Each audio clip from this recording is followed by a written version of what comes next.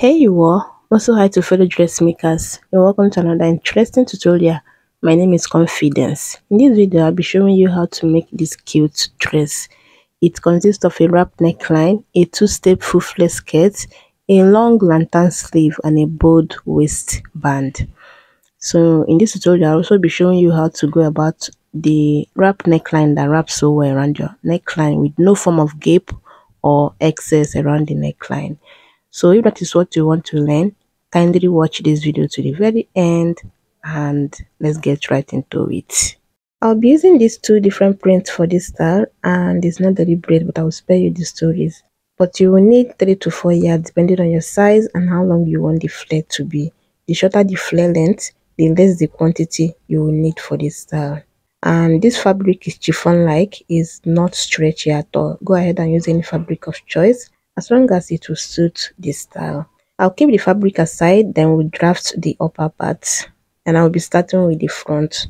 So the first thing I'll do now is to go ahead and get the half length from the starting point line which I already drew on the pattern paper, and from that point I'll go down to the 16 inches which is the half length and roll it out this way. Next, you're going to determine how much you want it to wrap around your front waist. Let's say you want it to start from one side waist to the other side waist. You're going to divide your waist measurement by 4. And here I'm working with a waist of 28 inches divided by 4 would give me 7 inches. So I'll mark that on the shoulder point and also mark the same thing on the waist line. Then I'll connect it this way. This will be the space for the wrap neckline or for the wrap, okay? Then whatever measurement I'll be taking will be starting from this line. I'll measure her shoulder measurement divided by 2. 15 divided by 2 is 7.5. And I'm using 8.25 for her chest line. That's the armhole line. Okay. Then I'm going to connect it this way just to create the line for the armhole. For the neckline, I'll be doing 3 inches by 6.5. 3 inches for the width of the neckline and 6.5 for the neckline depth. Go ahead and go down to how low you want it to be on your neckline. Then I'm using 1 inch for the shoulder slope. I'll connect from the shoulder slope to the neck width. Then I'm going to use my curve to connect from the neck width to the neck depth this way. I don't want that sharp V, and you can see how I placed the curve. The next thing I'll do now is to take the bust measurement divided by 4. You can decide to add ease or you just forget about adding ease. Like take your exact bust measurement divided by 4. I'll go to the waistline and take her waist measurement divided by 4. I won't be adding that. Feel free to add that if that is what you want. I'll go ahead and connect the 2 points from the bust to the waist this way. Then the next thing I'll be doing now is to get the midpoint of the shoulder line. I have 7.25. I'll mark the midpoint, then I'll come in 0.75 from that point. I'll first connect it straight to the shoulder tip, then I'll curve from that midpoint going to the bust measurement this way, and that's it. The next thing I'll be doing now is to go ahead and connect the wrap, like extend it all the way to the down, but I'll be coming up 1 inch here. You can decide to come up the more if you want, or you can even just not come up at all. Then you're going to place your curve anyhow you want it, depending on how curvy or how deep you want the curve to be. Go ahead and place your curve this way. It doesn't really matter. Just go ahead and curve it out. The next thing I'll do now is to go ahead and get an under bust line because that's where the tightening will be going. The wrap neckline usually gape around the bust point to the under bust. So I'll mark her under bust line, which is 12 inches. Her bust point is 9 inches. But we only need the under bust line. Then I'm going to connect it the same way you see me do it. Then from where your wrap line is, you're going to connect from that point going to the center front line this way. Okay, then you're going to go up 1.5. I use 1.5 here. You can actually do 2 inches or more depending on how much your neck your wrap neckline actually gapes, but this 1.5 works so well. This way the neckline will not gape. It will just be firm on the neckline without revealing any part of the body. I'm going to slash one of the dart line this way, then I'll place it on the other dart line. I use the water glue in case you're wondering what I used to hold it down. I applied a little water glue there so that it can hold the paper down. Then I'll blend in the neckline curve this way. Go ahead and recurve the wrap neckline. Then I'll go ahead and also blend in the waistline this way. You can see that it's distorted. Don't worry, it's not going to affect your half length in any way. Try this method and you'll come back to thank me later. I have another video of how to go about different types of neckline, about 15 of them. Please do well to check that out because it's an eye opener. So I'm going to cut these 2 pieces on my fabric, but first let's go ahead and take care of the back pattern. First, I will also measure the half length of 16 inches. I didn't use any bust dart for the front, so the back and front length is going to be the same, 16 inches. Then I'll roll it out. Then after that, I'm going to get the shoulder measurement divided by 2 and then go down to the armhole line of 8.25 and connect them. And for the neckline, I'll be using 3 inches by 2 inches, 3 inches for the width and 2 inches for the depth, and the shoulder slope of 1 inch, just like this. Okay, the depth of the neckline is going to be 2 inches and I'm going to curve it this way. You can decide to just do 1 inch or even go down the more depending on how low you want the back to be. The back can also be V neckline if you want. Then I'll take the bust measurement divided by 4 on the chest line. I'll go to the waistline and take the waist measurement divided by 4. Again, I'm not going for that for the back. And I'm going to place my curve just the way I placed it to connect the front part, just like this. Next, I'm going to get the midpoint of the shoulder line. I'll mark it, then I'll come in 0.25 from that point, use the straight part of my curve to connect it to that 0.25 I came in, and then curve from that 0.25 to the bust measurement divided by 4. Yeah, the bust measurement I have there, and that's it. So I'm simply going to cut it out, and then after cutting it out, while cutting it on your fabric, you can decide to cut it on fold if you're doing this as a top only, or if you want your zipper to be on the side, anyhow you want it. But I'm going to add a zipper allowance because I want to add zipper, and then it's going to be 2 pieces each for both front and back. Now let's talk about the flare, and we're going to do a little calculation. The whole length I'm working with for this gown is 40 inches, including the stitching allowance, folding allowance and all of that is 40 inches. Then I'll minus 16 inches from the 40, which is the half length, and it's going to give me 24 inches. So this 24 inches will be the length for the main flare.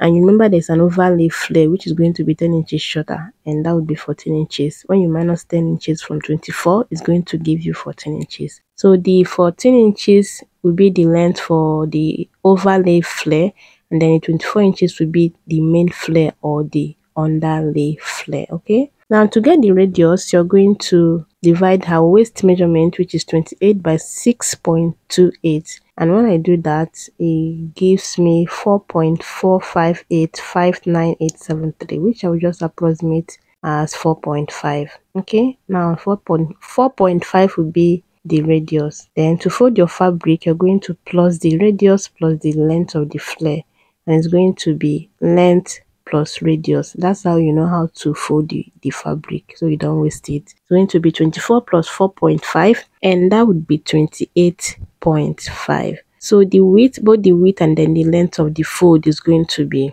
28.5, and the same thing applies to the shorter length of the flare, which is 14 plus 4.5, and that would be 18.5. Okay, so I'll go ahead and fold the fabric now and show you. So after folding the fabric, this is what it looks like. You're going to have 8 folds, just the same way you fold your fabric to cut a full circle. Then what I'm going to do now is to just go ahead and start taking in the 4.5, which is the radius we calculated just before. Now I'm going to mark 4.5, placing my measuring tape at the tip of the fold this way. Then I'll go around 4.5, and then after that I'll just go ahead and connect it. Then I'm going to start from this 4.5 and measure the 14 inches. I'm using this one to cut the overlay of the flare, the shorter length of the flare. So I'm going to be placing 14 inches on this radius line and mark it all around. And after marking it all around, I'll simply go ahead and connect it, and then I'll just go ahead and cut it out. It's simple. And by the time I measure it round, you see that I have 7.5 instead of 7 inches. The other one will be for the zipper allowance and the allowance. Okay, So I'm going to use this same method to cut the longer part of the flare. It's very simple, or better still, you fold your fabric and place this one on it just so you have the same radius. Don't forget to cut it on one point, and that would be the center back. Okay, and after all the cutting, this is all that I have the front pattern, which is 2 pieces. The back pattern is also 2 pieces, and you can see that I added zipper allowance. Remember I said you can cut it on fold if you're going for a top, or if your zipper would be on the side. All right, and then I have the front, which is 2 pieces, and I have my a stitching allowance of ½ inch all around, and on the side I have 1 inch. This is the shorter flare and this is the longer flare. You can see that it's too cold for the longer flare because it's a situation we can control. So the flare is going to be like this, and you can see that it's already coming out so well. The shorter one is shorter by 10 inches, and that's it. Now let's cut the sleeve. What you're simply going to do for the sleeve is to fold a 180 degrees flare. You're going to fold your fabric into two. Then after folding into two, you're going to fold it again this way, just to have an A shape like this. Just a 180 degrees fold. It's very simple. Then I'm going to place my measuring tape this way. Just place it in a way that you have the sleeve, the way it will go around the armhole. I don't know if you understand. Then when I measure from the tip to that point, it's like 10.5. I'm going to mark that 10.5 all around, placing my measuring tape on the tip of the fabric fold, just this way. I'll mark it all around. I'm sorry the marking is faint, but just go ahead and mark it all around this way. Then you're going to get the length of the sleeve and add extra 4 to 5 inches. Let's say the length of the sleeve is 21 inches. You're going to do 25 inches or 26 inches, and that way it will create a space for that lantern shape or bishop shape. Okay, then on the part that is going to be at the underarm, like the end of the armhole this way, you're going to minus 4 inches or 3 inches depending on whatever you use as your cap height. Let's say your cap height, you use 4 inches to curve your sleeve, or 3.5. You're going to minus it from the whole length of the sleeve plus that extra allowance you added to the length. I hope you understand that. Then I'm simply going to cut it out. At the beginning of this video, you saw how the sleeve turned out. This is really short. I have just 21 inches here, and what I did was to just cut a basic sleeve of about 5 to 6 inches and join it to this one that I cut out here, and it's very simple. So for the band, I'll be using 5 inches width. Then for the length, it's going to be your round waist measurement plus extra 3 inches. You don't have to have any shortage. Add as much allowance as you can. It's better you cut it off than trying to join fabric just to make it get to go around your waist. Like I said, I used a width of 5 inches and the round waist plus extra 3 inches. You're simply going to sew it and then iron it in a way that the joining will be on the center. I'll show you when I'm done, don't worry. Now back to the upper part. I'm simply going to take off the pattern paper this way. Then you can decide to cut out lining to use to turn the neckline, but I'll be using bias to turn the neckline. Then I'll take one of the 2 pieces this way, place it on the right side. Then I'm going to place the bias on the right side of the fabric and stitch it to the end of the neckline. Then I'll flip it into the wrong side of the fabric and then top stitch on it. I'll do the same thing for the back to have something like this. Then you're going to simply overlap it this way. Just place this in the same way you cut it out. It's supposed to get to the side waist. Don't worry, just place it that way. You can see how the neckline is. It's a wrap neckline and it has a way of being wider than the neck depth you actually wanted. So don't worry, just go ahead and sew your pattern the same way you cut it out. I'll place the back on it this way, then I'll join it on the shoulder. Do the same thing for this other side. Then I'll close the side with my 1 inch measurement. Yeah, closing allowance. Then don't worry, like I said before, don't worry, just make sure this thing gets to the side waist, the two, both the one under and the one on top. make sure it gets to the sideways. Then you're going to place the back on in this way and then stitch it. Then after that, I'll also be fixing the sleeve. Like I said, I actually went ahead to cut out like a sleeve cap, just something like this. Then I join it to the one I showed you how to cut, and this is how the end is. It's something like a cuff there. You can also use elastic just like they used for the one on the thumbnail, but the sleeve is quite simple. So after doing all of that, closing the side and um, fixing the sleeve, this is what it looks like. It's actually looking weird, but by the time I arrange it, you can see that it's coming out so well. The next thing I'll do is to just go ahead and get the midpoint of the waistline. I actually stitched down the two front pieces, like the two pieces. I stitch it down just to hold it together. It's very simple. I'm going to fold it this way, get the midpoint. Then I'll take the flare, which I already joined. I just stitch the two down, making sure that the two right side of the fabric are facing up. Then I also stitch it down on the center back.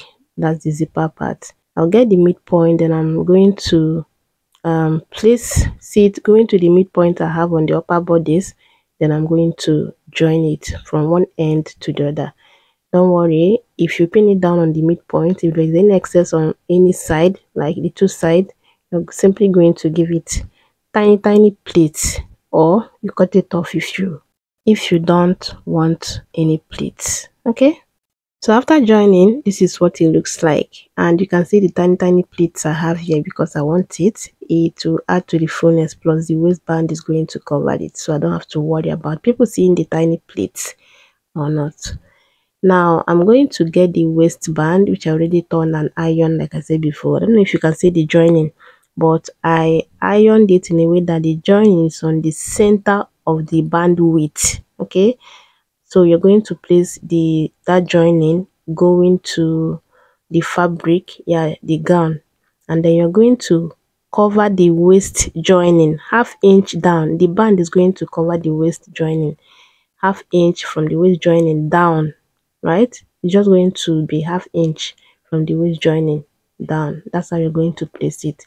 Then you're going to measure it this same way. You can decide to be pinning as you measure around the waist this way, anyhow you want to do it, but make sure you get it right. Just go ahead and measure it this way, and when you get to the other center back, you're also going to place the band ½ inch down from the waist joining, your gown waist joining. It should cover, the band should cover it ½ inch down, just like that. So it's going to be like higher on the upper part than going to the down part.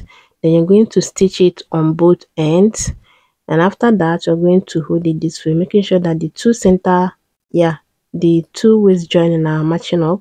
Then you're going to stitch it, give a space for the zipper where you want the zipper to stop, like 8 or 9 inches, and then you stitch it down, fix your zipper there. And another way you can do the band, in case you don't want to do this method, is to go ahead and measure your waist from one center back to the other center back, measure it all around, and here I have about 30½. I'm going to measure exactly 30½ on this band here.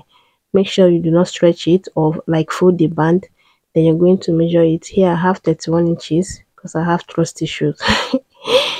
This way is going to be very simple. You're not going to place it without having to measure it all around the waist. You're simply going to place it this same way, and then you stitch it down and then fix your zipper, and your dress is ready. So this will be the end of our tutorial today. Let me know your thoughts in the comment section, and I'll see you on my next one. Be good. Bye.